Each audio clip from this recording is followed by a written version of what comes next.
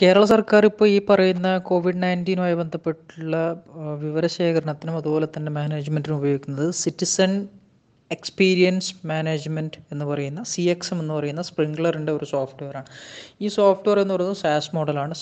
സാസ് എന്ന് പറഞ്ഞാൽ software as A service. അതായത് അതിൻ്റെ ഈ പറയുന്ന സോഫ്റ്റ്വെയർ ഡെവലപ്മെൻറ്റ്, അതിൻ്റെ മെയിൻ്റനൻസ്, അതുപോലെയുള്ള എല്ലാ ബാക്ക് എൻഡ്, അതുപോലെയുള്ള അതിൻ്റെ സെർവർ എല്ലാം മാനേജ് ചെയ്യുക ഈ പറയുന്ന കമ്പനി ആയിരിക്കും. നമ്മൾ അതൊരു സർവീസായിട്ട് കൺസ്യൂം ചെയ്യുന്നു എന്നുള്ളതാണ് സോഫ്റ്റ്വെയർ ആസ് എ സർവീസിൻ്റെ അർത്ഥം. അതായത് നമ്മൾക്ക് അതിനുള്ള സെർവർ ഇൻസ്റ്റാൾ ചെയ്യേണ്ടതില്ല, നമ്മൾക്ക് അതിന് വേണ്ടിയുള്ള ഡേറ്റാ സെൻറ്റർ ഉണ്ടാക്കേണ്ടതില്ല.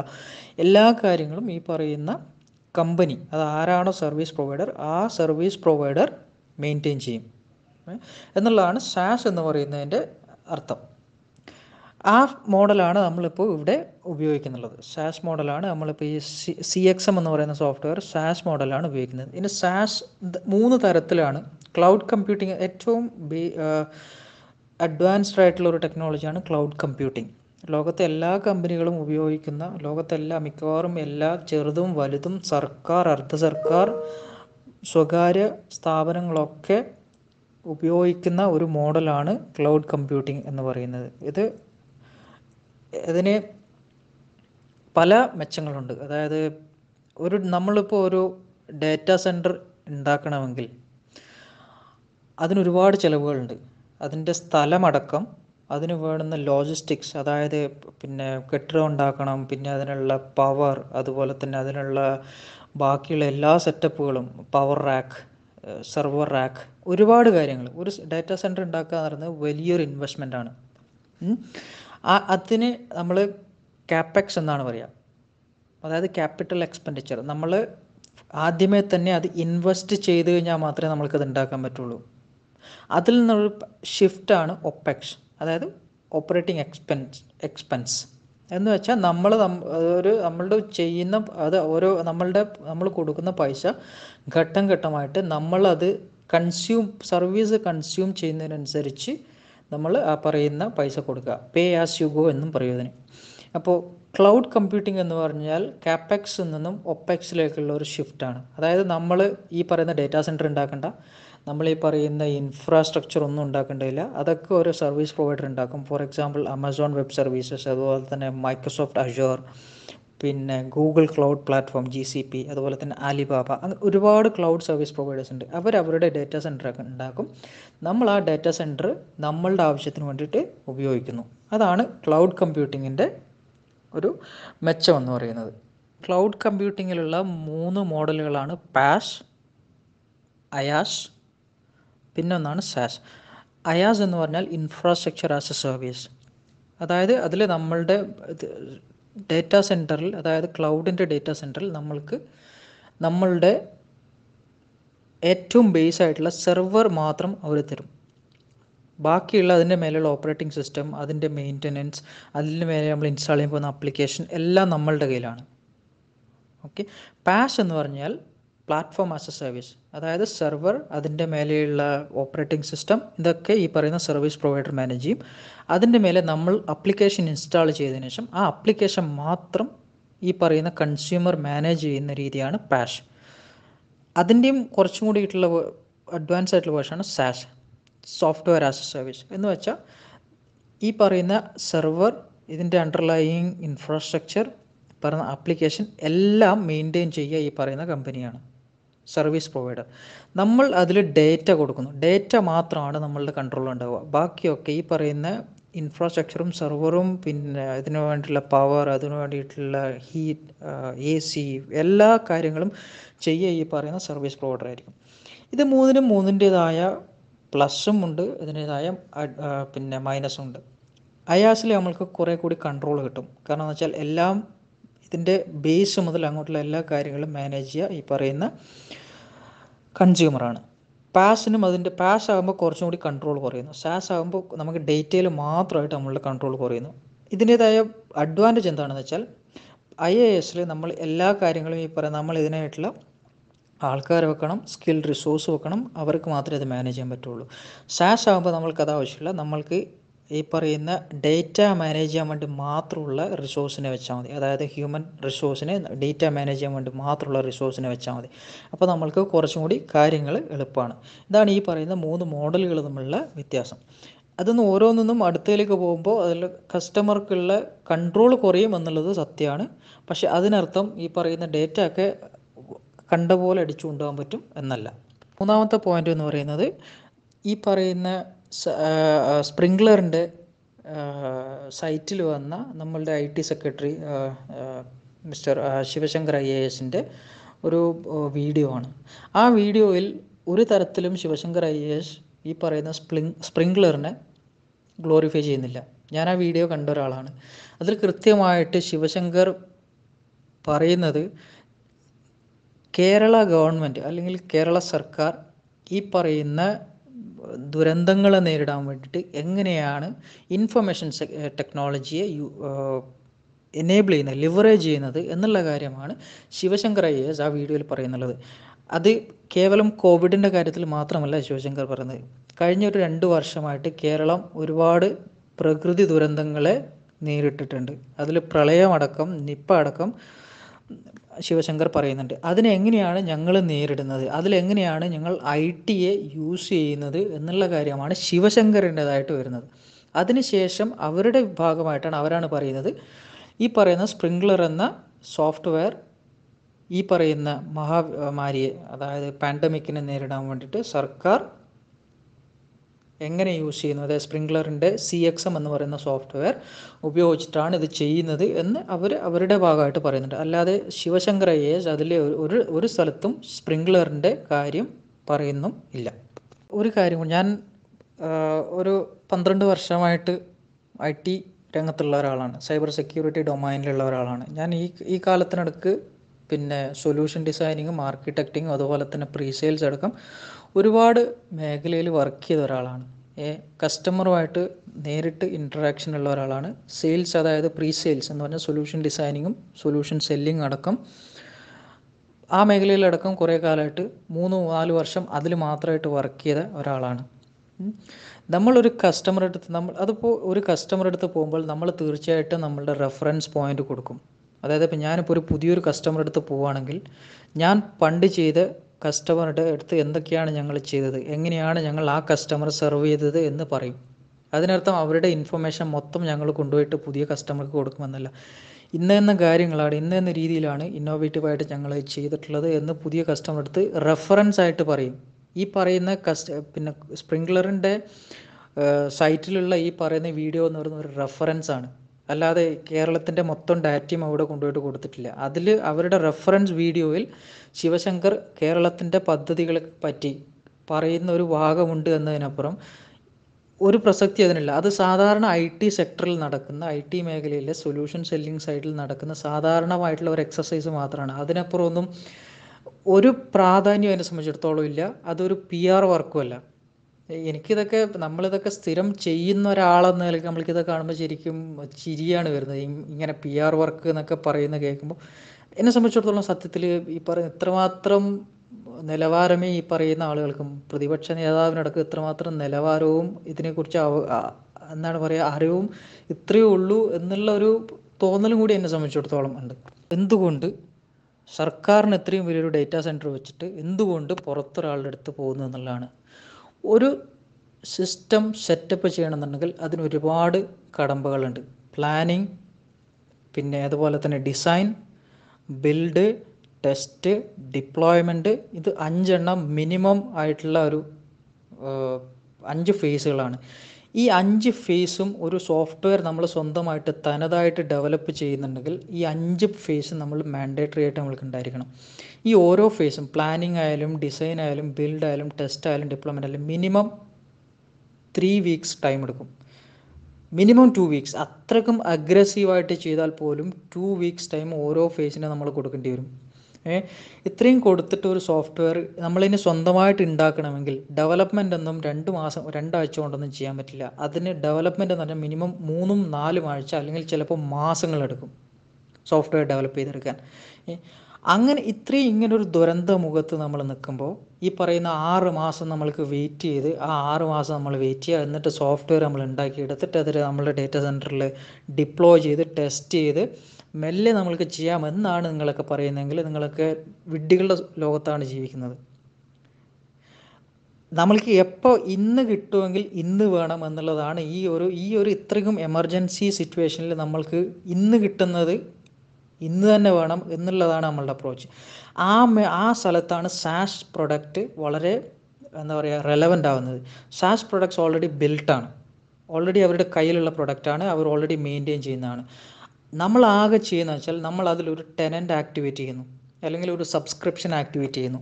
എന്നിട്ട് നമ്മളുടെ ഡേറ്റ ഈ പറയുന്ന അവർ എല്ലാ സെറ്റാണ്, പ്ലാറ്റ്ഫോം സെറ്റാണ്, നമ്മളതിലേക്ക് നമ്മളുടെ ഡേറ്റ ഇൻപുട്ട് ചെയ്യുന്നു എന്നത് മാത്രമാണ് നമ്മൾ ചെയ്യുന്നത്. കേവലം 3 ദിവസം കൊണ്ട്, അതായത് എഗ്രിമെൻ്റ് വെക്കുന്നതടക്കം കൂടിക്കഴിഞ്ഞാൽ കേവലം 5 മാക്സിമം 5 ദിവസം കൊണ്ട് നമ്മൾക്ക് ഈ പറയുന്ന സോഫ്റ്റ്വെയർ സെറ്റ് ചെയ്തെടുക്കാം. അതാണ് സാസിൻ്റെ ബ്യൂട്ടി എന്ന് പറയുന്നത്. അങ്ങനെ ആ ഒരു അവസ്ഥയിലാണ് സർക്കാർ ഈ പറയുന്ന ഏറ്റവും പെട്ടെന്ന് ക്വിക്കായിട്ട് അവൈലബിൾ ആയിട്ടുള്ള സോഫ്റ്റ്വെയർ വേണം എന്നുള്ള നിലക്കാണ് സാസിലേക്ക് സർക്കാർ പോയിട്ടുള്ളത്. അത് സാധാരണ ഏതൊരു സർക്കാർ മാത്രമല്ല, ഈ പറയുന്ന ഏതൊരു കൺസ്യൂമറും അല്ലെങ്കിൽ കസ്റ്റമറും ഏറ്റവും ക്വിക്കായിട്ട് വേണമെന്നുണ്ടെങ്കിൽ അത് റെഡിമെയ്ഡ് ആയിട്ടുള്ള സാധനം ഉണ്ടെങ്കിൽ അത് നമ്മൾ പ്രൊക്യൂർ ചെയ്യുകയാണ്. അതിപ്പോൾ സാധാരണ നമ്മൾ ഏത് കാര്യത്തിൽ വേണമെങ്കിൽ ചെയ്യാം. നമ്മൾ വിഷുവിന് ഇപ്പോൾ ഒരു ഷർട്ട് എടുക്കുകയാണെന്ന് വെച്ചോ, നമ്മൾ ഏപ്രിൽ 13 പിന്നെ ടെക്സ്റ്റൈൽസിൽ പോകുന്നത്. നമ്മൾ പോയിട്ട് നമ്മൾ എടുക്കുക റെഡിമെയ്ഡ് ഷർട്ടാണ്. കാരണം എന്താ വെച്ചാൽ നമ്മൾക്ക് 14 ഇത് കൺസ്യൂം ചെയ്യണം. നമ്മൾക്ക് ചിലപ്പോൾ പൈസ കുറക്കാൻ വേണ്ടിയിട്ട് നമ്മൾക്ക് ഷർട്ട് പീസ് എടുത്തിട്ട് തയ്ക്കാൻ വേണ്ടി കൊടുത്തിട്ട് നമ്മൾക്കത് എടുക്കാം. പക്ഷേ അത് കിട്ടുമ്പോൾ നമ്മൾക്ക് ഏപ്രിൽ 20-25 ആവും. ഏപ്രിൽ 14 വിഷു. നമ്മൾക്ക് 14 ഇടേണ്ട ഷർട്ട് 20 കിട്ടിക്കൊണ്ട് കാര്യമില്ലല്ലോ. അതേപോലെ തന്നെയാണ് സാസ് പ്രൊഡക്റ്റും. ഇത് റെഡിമെയ്ഡാണ്, നമ്മൾക്ക് എപ്പോഴാണ് വേണ്ടത് അപ്പോൾ 2-3 ദിവസത്തിനുള്ളത് നമ്മൾക്ക് ആക്ടിവേറ്റ് ചെയ്ത് യൂസ് ചെയ്യാൻ പറ്റുന്ന തരത്തിൽ കിട്ടും. ഇതിൽ ഡേറ്റ യൂസേജാണ്, ഡേറ്റ പ്രൈവസി, ഡേറ്റ സെക്യൂരിറ്റി എന്നുള്ളതാണ്. ക്ലൗഡ് കമ്പ്യൂട്ടിങ്ങിൽ ഈ പറയുന്ന ഡേറ്റ പ്രൈവസിയും ഡേറ്റ സെക്യൂരിറ്റിയും ഒരു വിഷയം തന്നെയാണ്. 2 തരത്തിലാണ് നമ്മൾക്ക് ഈ പറയുന്ന കാര്യങ്ങൾ കാണുക. ഒന്ന് ഓൺ പ്രൊമൈസ് ഡാറ്റാ സെൻറ്റർ, മറ്റൊന്ന് cloud. On promise data centre എന്ന് വെച്ചാൽ നമ്മളുടെ സ്ഥലത്ത്, നമ്മളുടെ അധീനതയിലുള്ള സ്ഥലത്ത് നമ്മൾ ഡാറ്റാ സെൻറ്റർ മാനുവലായിട്ട് ഉണ്ടാക്കി അവിടെ ഈ പറയുന്ന സെർവർ ഹോസ്റ്റ് ചെയ്ത് അതിൽ പ്ലാറ്റ്ഫോം ഉണ്ടാക്കി അതിലേക്ക് നമ്മൾ ആപ്ലിക്കേഷൻ ഉണ്ടാക്കി എടുക്കുന്നതാണ് ഓൺ പ്രൊമൈസ്. നമ്മളുടെ മൊത്തം കൺട്രോളാണ്. കേരള സർക്കാരിന് ഇത് പറയുന്ന ഒരു ഓൺ പ്രൊമൈസ് ഡാറ്റാ സെൻറ്റർ ഉണ്ട്, അതാണ് നമ്മളുടെ സ്റ്റേറ്റ് ഡാറ്റാ സെൻറ്റർ. അത് വേറൊരു പതിപ്പാണ് ക്ലൗഡ്. ക്ലൗഡ് എന്ന് പറഞ്ഞാൽ ഇത് പറയുന്ന ഒരു സർവീസ് പ്രൊവൈഡർ ഉണ്ടാവും, അവർക്കൊരു ഡേറ്റാ സെൻറ്റർ ഉണ്ടാവും, അവിടെ ഈ പറയുന്ന പോലെ അവർ ഈ പറയുന്ന സെർവറും പ്ലാറ്റ്ഫോം ഒക്കെ സെറ്റ് ചെയ്തിട്ടുണ്ടാവും. അതിലേക്ക് നമ്മളുടെ ഡേറ്റ സ്റ്റോർ ചെയ്യുന്നു, അല്ലെങ്കിൽ നമ്മളുടെ ആവശ്യത്തിനായിട്ട് നമ്മൾ അത് യൂസ് ചെയ്യുന്നു. അതും ഇത് ഈ പറയുന്ന പോലെ സർവീസ് പ്രൊവൈഡറുടെ കയ്യിലായതുകൊണ്ട് അവർക്ക് എല്ലാം ചെയ്യാം എന്നുള്ള അർത്ഥമൊന്നുമില്ല. അതൊക്കെ വെറും തെറ്റിദ്ധാരണയാണ്. ഞാൻ ക്ലൗഡ് സെക്യൂരിറ്റിയിൽ വർക്ക് ചെയ്യുന്ന ഒരാളാണ്. അപ്പോൾ ഇതിലിങ്ങനെ തോന്നിയ പോലെ ആൾക്കാർക്ക് ഡാറ്റ കൊണ്ടുപോകാനൊന്നും പറ്റില്ല. അവിടെ കസ്റ്റമർക്ക് 100% കൺട്രോൾ ഇല്ല എന്ന് പറയുന്നത് ശരിയാണ്. പക്ഷെ അതിനർത്ഥം ഈ പറയുന്ന സർവീസ് പ്രൊവൈഡർക്ക് അവർക്ക് തോന്നിയ പോലെ അവരുടെ ഡാറ്റ അടിച്ചു കൊണ്ടുപോകാൻ പറ്റും എന്നൊന്നുമല്ല അതിനർത്ഥം. അവിടെയും കൃത്യമായിട്ടുള്ള റെഗുലേഷൻസ് ഉണ്ട്. ISO 27001, ISMS, അതുപോലെ തന്നെ പിന്നെ ഇന്ത്യയിലാണെങ്കിൽ ഹെൽത്തിൻ്റെ സെക്ടറിലാണെങ്കിൽ ഹൈടെക്, ഹിപ്പ, HAPPA, US-ൻ്റെ ഹെൽത്ത് റെഗുലേഷൻ, അതുപോലെ തന്നെ privacy data protection rule India ഗവൺമെൻറ്റിൻ്റെ. പിന്നെ യൂറോപ്പിലാണെങ്കിൽ GDPR, US-ലാണെങ്കിൽ SOX അല്ലെങ്കിൽ SSA 3402, ഹിപ്പ, പിന്നെ അങ്ങനെ ഒരുപാട് കൺട്രോളുകൾ, ഒരുപാട് റെഗുലേഷൻസ് ഓരോ സ്ഥലത്തും അതിനായിട്ടുണ്ട്. പിന്നെ ഇന്ത്യയെ സംബന്ധിച്ചിടത്തോളം വേറൊരു കാര്യം കൂടിയുണ്ട്. ഈ ഡേറ്റ റെസിഡൻസി എന്ന് പറയുന്ന ഒരു സംഭവം കൂടിയുണ്ട്. ഈ നമ്മൾ സ്റ്റോർ ചെയ്യുന്ന ഡേറ്റയൊക്കെ ഇന്ത്യയുടെ, അതായത് സെൻസിറ്റീവ് ഇൻഫർമേഷൻസ് ഇന്ത്യയിൽ തന്നെ റിസൈഡ് ചെയ്യണം എന്നുള്ളൊരു കൺട്രോളും കൂടി ഇതിനകത്തുണ്ട്. അതായത് നമ്മളിപ്പോൾ ഈ പറയുന്ന സ്പ്രിംഗ്ലറിൽ സ്റ്റോർ ചെയ്യുന്ന ഡേറ്റ അമേരിക്കയിലൊന്നല്ല സ്റ്റോർ ചെയ്തിട്ടുള്ളത്, അതൊക്കെ സ്റ്റോർ ചെയ്തിട്ടുള്ള ഇന്ത്യയിൽ തന്നെയാണ്. ഇന്ത്യയിൽ അവർക്ക് ഡാറ്റാ സെൻറ്റർ ഉണ്ടാവും. ആ ഡാറ്റാ സെൻറ്ററിൽ തന്നെ സ്റ്റോർ ചെയ്യണമെന്ന് മാൻഡേറ്ററി റെഗുലേറ്ററി റിക്വയർമെൻ്റ് ആണ്. അവിടെ സ്റ്റോർ ചെയ്ത ഡേറ്റ പിന്നെ അമേരിക്കക്കാർ അടിച്ചു കൊണ്ടുപോകുന്നു എന്നൊക്കെ പറയുന്നത് യുക്തിയില്ലാത്ത വർത്തമാനമാണ്. ഒരുവിധം കാര്യങ്ങൾ, ഈ പറയുന്ന കാര്യങ്ങളെക്കുറിച്ച് അറിവുള്ള ഒരാളും അങ്ങനെ പറയില്ല. പിന്നെ ഒരു ധാരണയില്ലാത്ത ആൾക്കാരെ ഇവർക്ക് അമേരിക്ക ഡാറ്റ മോഷണം, അത് വിൽക്കുന്നു, അങ്ങനെയൊക്കെ എന്താണ് വിൽക്കുന്നു അങ്ങനെയൊക്കെ പറഞ്ഞുകൊണ്ട് ഇവർക്ക് വേണമെങ്കിൽ പറ്റിക്കാവുന്നതാണ്. പക്ഷേ ഇതിനെക്കുറിച്ച് സാമാന്യ ധാരണയുള്ള ഒരാൾക്ക് ഈ പറയുന്ന വാക്കുകളൊക്കെ കേൾക്കുമ്പോൾ സത്യത്തിൽ ചിരിയാണ് വരുന്നുള്ളത്. ഈ പറയുന്ന പോലെ ഡാറ്റ ദുരുപയോഗം എന്ന് പറയുന്നത് അവർ ചെയ്തു എന്ന് തന്നെ വെച്ചോ, അല്ലെങ്കിൽ അങ്ങനെ ഒരു പോസിബിലിറ്റി ഉണ്ടെന്ന് തന്നെ വെച്ചോ, അതങ്ങനെയൊന്നും ഒന്നാമത് അത് ചെയ്യാൻ പറ്റില്ല. ചെയ്താൽ തന്നെ രണ്ടാമത് അത് ഭയങ്കരമായിട്ടുള്ള ക്രിമിനൽ കുറ്റമാണ്. ഡാറ്റ ദുരുപയോഗം ചെയ്യുന്നത്, അല്ലെങ്കിൽ ഈ പറയുന്ന കസ്റ്റമറുടെയോ അല്ലെങ്കിൽ കൺസ്യൂമറുടെയോ പെർമിഷൻ ഇല്ലാതെ ഡാറ്റ പ്രോസസ്സ് ചെയ്യുക പോലും ചെയ്താൽ, അതായത് അവർ വിൽക്കണം എന്നില്ല, അവരുടെ സിസ്റ്റത്തിൽ തന്നെ പ്രോസസ്സ് ചെയ്യുന്നത് പോലും, പ്രോസസ്സ് എന്ന് പറയുമ്പോൾ അതായത് കാണുന്നത് പോലും, ഡാറ്റ കാണുന്ന അവർ കണ്ടാൽ പോലും അതുപോലും കുറ്റകരമാണ്. അങ്ങനെ പ്രൈവസി, ഡേറ്റ പ്രൈവസി എന്ന് പറയുന്നത് വളരെ ക്രിട്ടിക്കലായിട്ടുള്ള, ക്രൂഷ്യലായിട്ടുള്ള, ഒരു സെൻസിറ്റീവായിട്ടുള്ള ഒരു കാര്യമാണ്. അതങ്ങനെയൊന്നും ആർക്കും അങ്ങനെ പ്രോസസ്സ് ചെയ്യാനൊന്നും പറ്റില്ല. ഞങ്ങൾക്ക് ഒരുപാട് ഉദാഹരണം പറഞ്ഞുതരാം. ഇപ്പോൾ ഈ അടുത്താണ്, കഴിഞ്ഞൊരു 6-7 മാസം മുമ്പാണ് പിന്നെ ഫെഡറൽ ട്രേഡ് കമ്മീഷൻ US-ൻ്റെ ഫേസ്ബുക്കിന് $5 ബില്യൺ പെനാൽറ്റി ചുമത്തിയത്. $5 ബില്യൺ എന്ന് വെച്ചാൽ ഏകദേശം 500 കോടി ഡോളർ, ഏകദേശം 35,000 കോടി രൂപ. ഫെഡറൽ ട്രേഡ് FTC ഈ പറയുന്ന മാർക്ക് സക്കർബർഗിന് എൻ്റെ ഫേസ്ബുക്കിന് ഫൈനായിട്ട് ഈടാക്കിയത് $5 ബില്യൺ. അതേപോലെ തന്നെയാണ് ഈ അടുത്താണ് സുന്ദർ പിച്ചയെ പറഞ്ഞ US കോൺഗ്രസ് സമ്മൺ ചെയ്ത് വിളിച്ചു വരുത്തി ഈ പറയുന്ന പിന്നെ അയാളെ വിചാരണ ചെയ്തത്. അതുപോലെ തന്നെയാണ് ഇതിന് കുറച്ച് നാൾ മുമ്പാണ് ഈ പറയുന്ന ഇതാണ് ക്യാപിറ്റൽ വൺ എന്ന് പറയുന്ന അമേരിക്കൻ കമ്പനി ഇതേപോലെ തന്നെ പേഴ്സണൽ ഡേറ്റ അവരുടെ അടുത്തുനിന്ന് മോഷണം പോയതിൻ്റെ പേരിൽ പെനാൽറ്റി നേരിടേണ്ടി വന്നത്. ലോകത്തെ എല്ലായിടത്തും പ്രൈവസി, ഡേറ്റ പ്രൈവസിക്ക് വേണ്ടിയിട്ട് കൃത്യമായിട്ടുള്ള റെഗുലേഷൻസ് ഉണ്ട്. ഇന്ത്യയിലും അക്കാര്യമുണ്ട്. അതുകൊണ്ട് തന്നെ ഡാറ്റ ഒന്നും കണ്ടമാനം അടിച്ചു കൊണ്ടുപോകാനൊന്നും പറ്റില്ല. കൊണ്ടുപോയാൽ തന്നെ അത് ഭയങ്കരമായിട്ടുള്ള ക്രിമിനൽ കുറ്റമാണ്. ഒരുപാട് ഈ പറയുന്ന കമ്പനിക്ക് ഫൈന് വരുന്ന ഏർപ്പാടാണത്.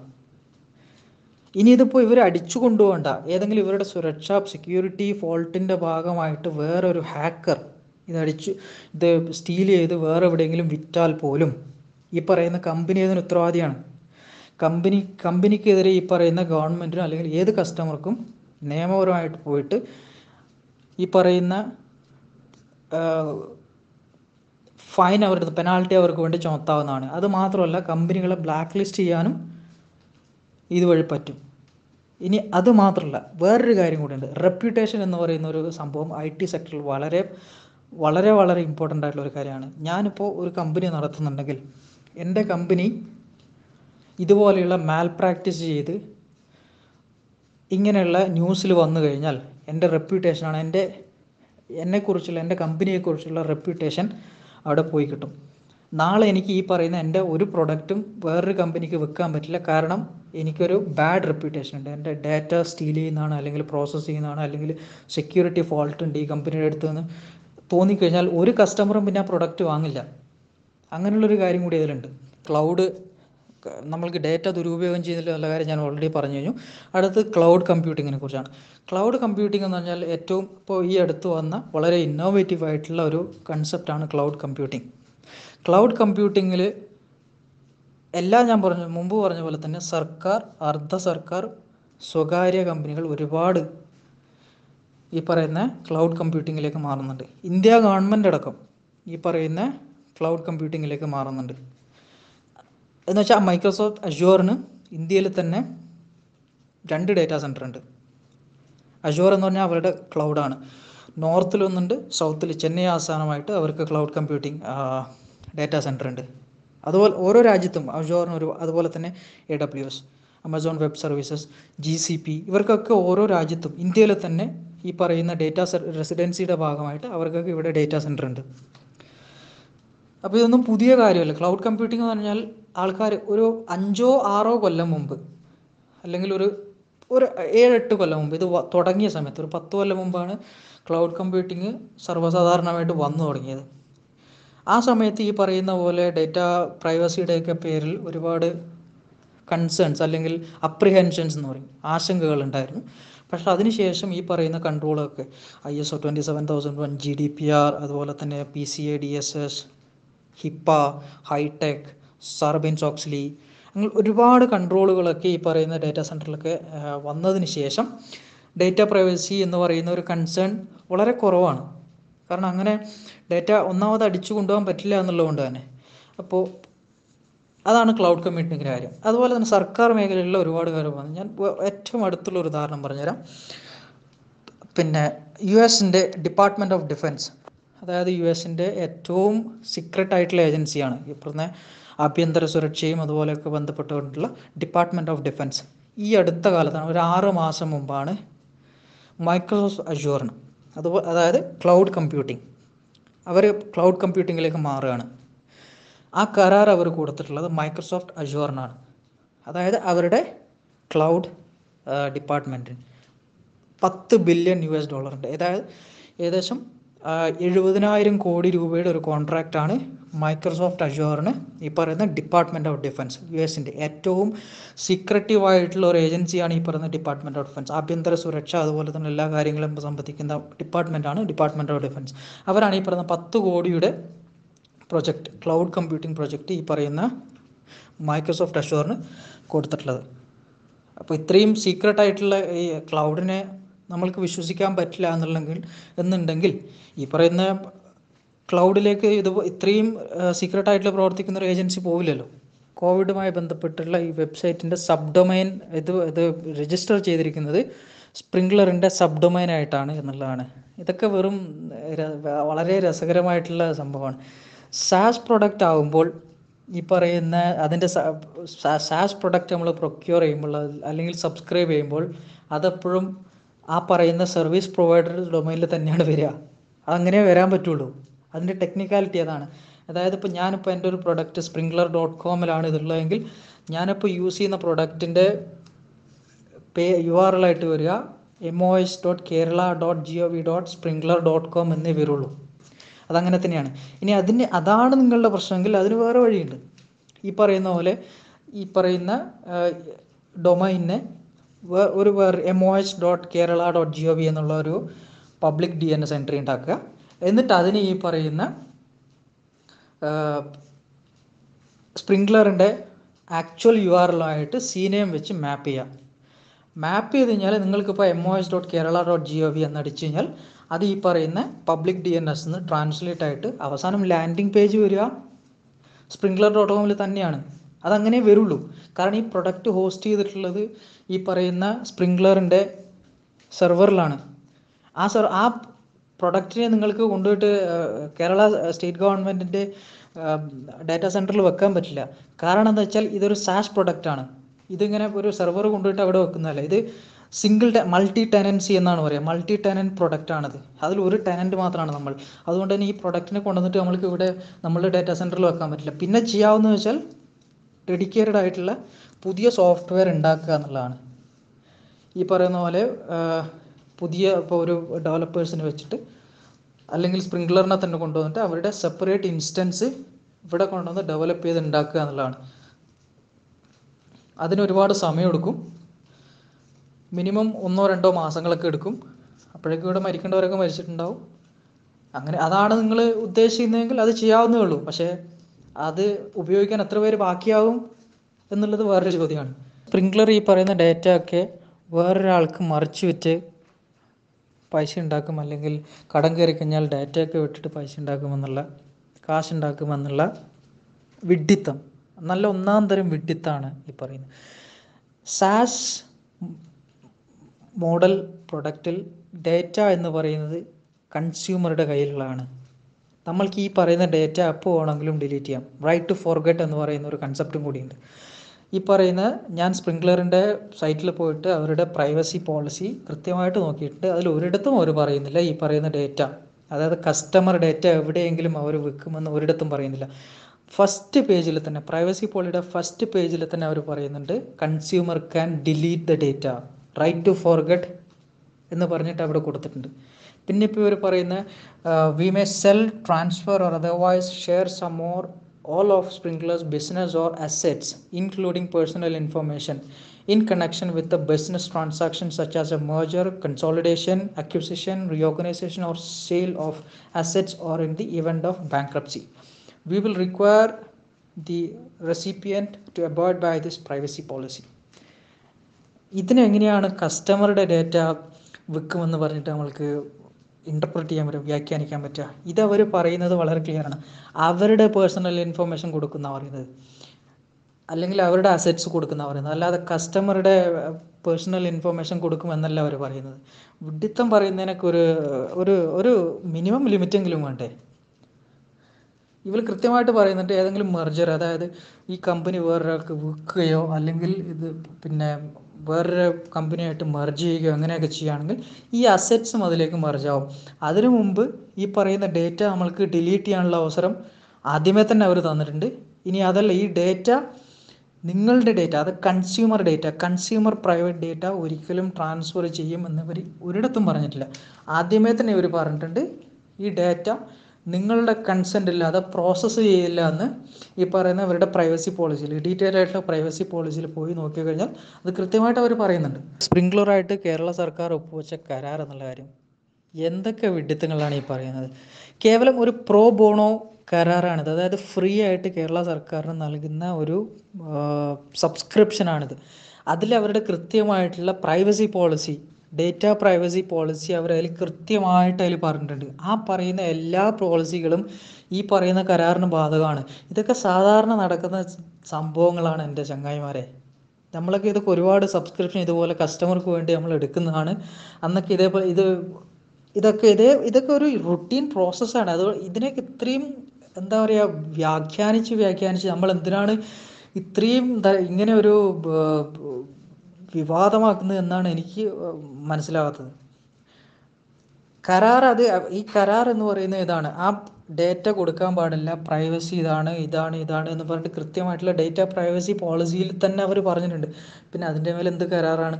ഇത്രയും ഡേറ്റ പ്രൈവസീനെ കുറിച്ചൊക്കെ സംസാരിക്കുന്ന ആളുകൾ, നമ്മൾക്കറിയാം ഇന്ത്യയിലെ ഡേറ്റ പ്രൈവസി എന്ന് പറഞ്ഞാൽ എത്രമാത്രം നമ്മൾക്ക് ഡേറ്റ പ്രൈവസി ഉണ്ട് എന്നുള്ള കാര്യം നിങ്ങളൊക്കെ ഒന്ന് ഓർത്ത് നോക്കിയാൽ മതി. നിങ്ങൾക്കൊക്കെ എവിടെ നിന്നൊക്കെ, ഏതൊക്കെ ഷോപ്പിൽ നിന്നൊക്കെ, ഏതൊക്കെ റീറ്റെയിൽ ബ്രാൻഡിൽ നിന്നൊക്കെ, ഏതൊക്കെ ബാങ്കിൽ നിന്നൊക്കെ നിങ്ങൾക്കൊക്കെ കോൾ വരുന്നുണ്ട് നിങ്ങളുടെ മൊബൈലിലേക്ക്. ഈ ഡേറ്റയൊക്കെ എങ്ങനെയാണ് പോകുന്നുള്ളത്?